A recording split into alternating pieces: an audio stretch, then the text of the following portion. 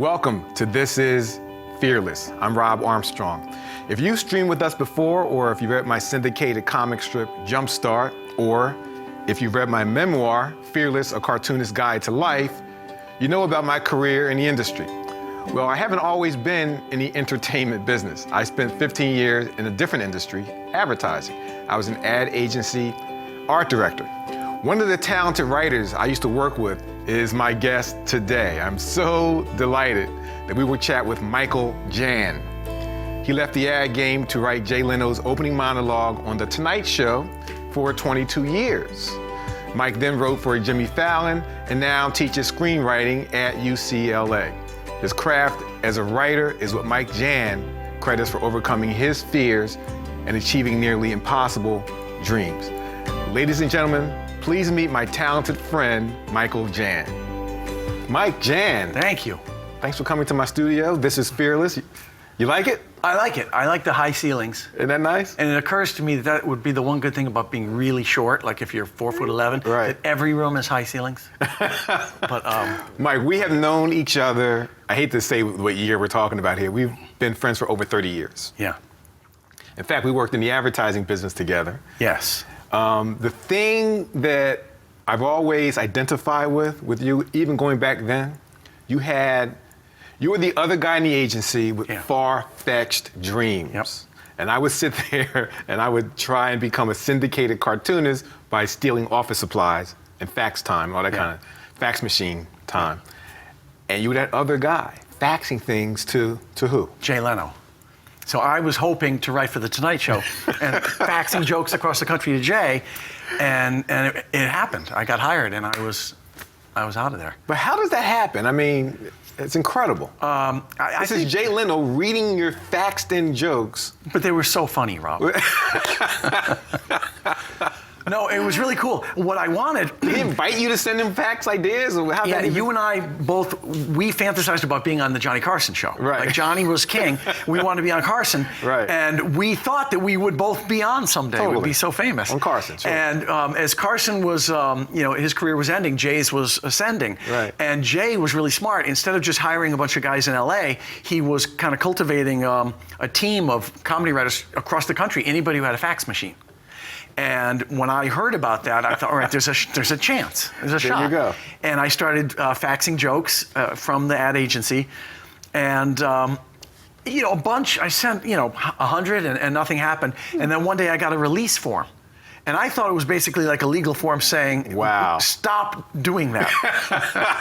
But they were saying, "All right, we're taking you seriously," and I signed it and sent it back in. And then one night, I'm watching The Tonight Show. And he came out and told a couple of my jokes. That's incredible. And I was like, I wrote that joke. Wow. It was really like that magic moment where you go from this side of the TV to the other side of the TV. I was like, oh boy, I think I'm in. But it wasn't just Jay Leno reading a couple of jokes and you go, wow, that's something. You continued doing this for over 20 years. Yeah, It's amazing. I was one of 10 guys who wrote the monologue for Jay and with Jay every day for 22 years. Unbelievable. Ridiculous run. I mean, I'm just really fortunate. Like, we used to joke about Friends was a show that was on for a long time. That was 9 years. This was 22 years more than of the twice monologue. that long. And then a little for Jimmy Fallon. I wrote for him for a few months. You only worked for Jimmy Fallon for a few months? Just for a few months, because he's in New York, I'm in LA, and it was just emailing. Right. And it was just no fun at all. I would write a page of jokes and hit send and look at my cat. All right, I gotta write another page. So it wasn't the same. It wasn't as fun. So now you are a instructor. You're not a professor. Not a professor. They've told me, don't tell the girls you're a professor. Right. You're an instructor at UCLA. At UCLA. Teaching? UCLA Extension, teaching screenwriting. Excellent. Because that's my new love. After I calculated, I've written 100,000 monologue jokes. 100,000 little jokes. That's amazing. Jay told 10,000 of them, and 3 of them were funny, as I remember. But now so that's over. I love long form. I love screenplays. I want to write the next Groundhog Day or Wedding Crashers or something. That's what I love. So that's what I do, and I'm good enough at it that it got the attention of UCLA where they wanted me to teach it, and it's going well. That's an incredible opportunity. But the thing I love about it is you're not just saying you want to help the next generation. Yeah. You're literally making that your and making profession. money off them. No, I'm kidding. Yeah, no, I love it. I really love, and you know, you do the same thing. Yeah. It's so fun to be talking to young people who Right. they just don't know things. Yeah. They're just as smart as you. They just don't know these things yet. And it's really gratifying to see the light go on. Mike, what would you say the value of adversity is? The reason I asked that question is I've written an entire book about it called Fearless. Adversity is not a bad thing to me.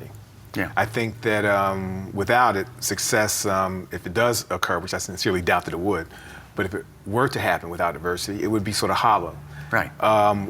What is your take on that? The value of adversity. It's absolutely true. Before I tell a story how it was for me, I just think in terms of football. If you're rooting for your team Right. and there's 1 minute left in the game and they're down by 6 and it's 3rd and 20 and your quarterback gets sacked, now it's 4th and 29. Right. And if he gets a first down on that, I mean, that's what you remember your whole life. If he just went Yeah. right downfield and scored, it's boring. Right. So adversity is everything. It just makes everything more worthwhile. Right. Right. In my case, like when I told the story just now of me being at the ad agency and writing jokes for Jay, it sounds like a quick little easy overnight success thing. And the truth is, I was fired from agencies in 4 different cities. Oh my really? goodness. Boston, Philly, Boston, New York, and I think Hartford, for this habit of closing my office door and pretending to write ads and really writing jokes. So the 4th time it happened, it didn't look like I was getting hired again. And I'm living in New Jersey. I had a wife, a toddler, and no income coming in. And I'm down in the basement, and there were spiders. I remember spiders under the desk that I would kill them with my foot and keep writing. And I'd like, this Leno guy better hire me, you know? And he strung me along. Like when he took over the Tonight Show, he hired 10 guys, and I was number 11. I was in the on deck circle. Wow. For months, like 7 months. So everyone I knew was like, you work for no, I see Jay. He got the Tonight Show. You're not it. And I'm like, no, really, I'm in the on-deck circle. And I'm growing a beard and killing spiders, and all of a sudden, it happened, you know? That's a great story. So, I mean, but that's better than if it was easy. Absolutely. You've always had, even back in the ad days, you've had unusual confidence. I remember you telling me that you once walked in on our boss. I was very intimidated by Jax Lowe. She was our boss. Yeah. And I remember you told me a story. She was in a meeting, and what happened? She was in a big meeting, and I had something important. I'd written something brilliant, I'm sure. And I walked into her office, and she's having this big meeting, and I went like this. No. If I could whistle, I would have. I called timeout, and it's a miracle I wasn't fired on the spot. Wow. She couldn't believe I had the stupidity to do that. Well, I did something more stupid than that at that same agency. I had gotten an offer to work at a different agency called Gillespie, which is in Princeton, New Jersey. Yeah. But the offer wasn't firm. Yeah. It was like a thought, like we were thinking about you. Yeah. And I had like 6 interviews to go. So you played hardball at that point. On the first interview. Like literally after the first interview, I walked into Jackson's office and essentially quit without a job. Yeah. That's not a good, hey, we should play cards later. It wasn't a good look. Yeah.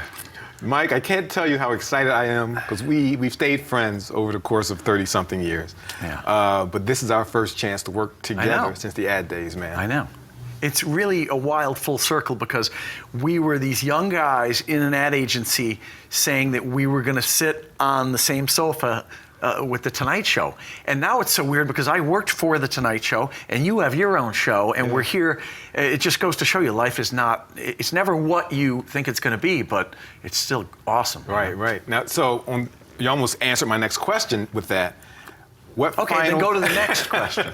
What piece of advice would you give a young person? Here's a young person who wants to become, you become a writer or a screenwriter more specifically. Yeah. What simple advice would you give them? Well, work hard. I mean, The three things I always tell young people is never give up, never give up, never give up. Right. Because it's about persistence. Sure. And when you and I were joking around earlier about the rejection letters that we've gotten in our life. Oh my goodness. And I remember getting a rejection letter from Playboy and from Esquire and thinking, I've made it to the big time. I'm getting rejected by the best. And I thought that they were fools. I've saved all my letters in a loose leaf binder. I have all your letters. But I thought they were fools, and I was going to show them. But what I know now is they were right. I was not ready. I sucked. Like, when you're young, you don't have it yet. But what you do have is ambition and time and persistence. Right. And that's what I tell people. You'll get better. It's like tennis or golf. I mean, keep writing. Write every day, and you'll get better. And the one other thing I stress to writers in my classroom, most of all, is, and this is true for you too, I'm sure, with comic strip writing, is you're in the reaction business, okay? It isn't about you thinking it's good. Yeah. We're in the reaction business. You get a reaction. You get a laugh or you don't. You get a smile or you don't. Yeah. And that's what it's about. It's what other people think of your work, like it or not. Yeah. So there's too many writers who are in their own head, writing their manifesto, showing it to mom every 5 years. That's not good. Show it to the person next to you right now. Yeah. And if they think it sucks, it might.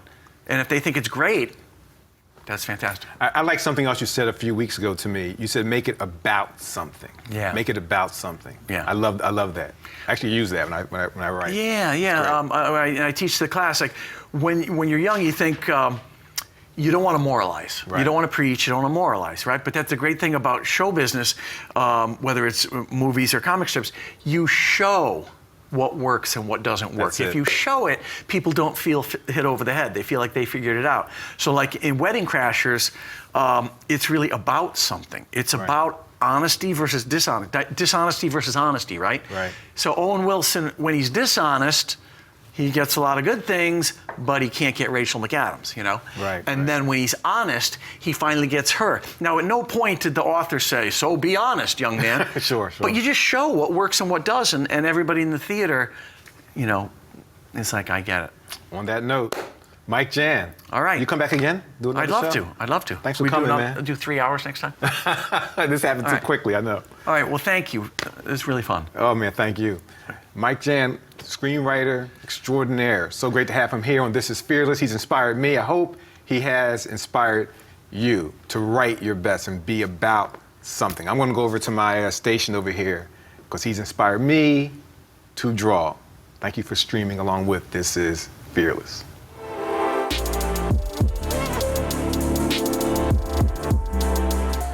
I enjoyed having Mike Jann in studio today. In fact, I enjoyed it so much, I'm going to draw him. It's so great to reconnect with old friends in the business who are making it happen, man. It's going to be a shot at a picture of Mike here. It's my first time actually doing a caricature of someone on the show. When I was younger and just starting out, I was in college, actually. I did caricatures on the streets of Philadelphia, if you can imagine that. And I would charge like $5 per caricature. You know what those caricatures are worth today? $5. It's amazing. So this is Mike. Still has the same look. He has that same look to him from 30-something years ago. All right, that marker is not cooperating. Let's go to this one.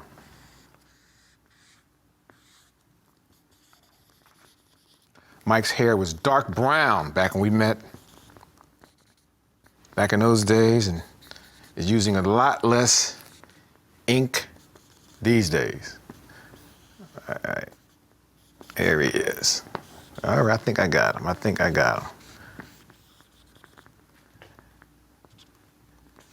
All right. There's my buddy Mike Jann, screenwriter, and now instructor at UCLA. I'm going to have Mike saying something of use. Always believe. This guy believed back when even I thought He was crazy. So, let me sign my name on this. And that's it. If you want what I've drawn today, don't forget to head on over to our Facebook page. This is Fearless Show, for a chance to win today's drawing, although I can't imagine anyone other than Mike Jann wanting that drawing. It was so great to have him in studio today. And we also want to shout out Jesse Rifkin. He's a writer and artist. And if you want to check him out, his website is astepintherightdirection.com. astepintherightdirection.com. Now that's all for today's This is Fearless, but you can stay posted on upcoming shows and exclusive content by following at emPOWERme.tv. And don't forget to subscribe to our channel, emPOWERme.tv. Until next time, I'm Robb Armstrong, and this is Fearless.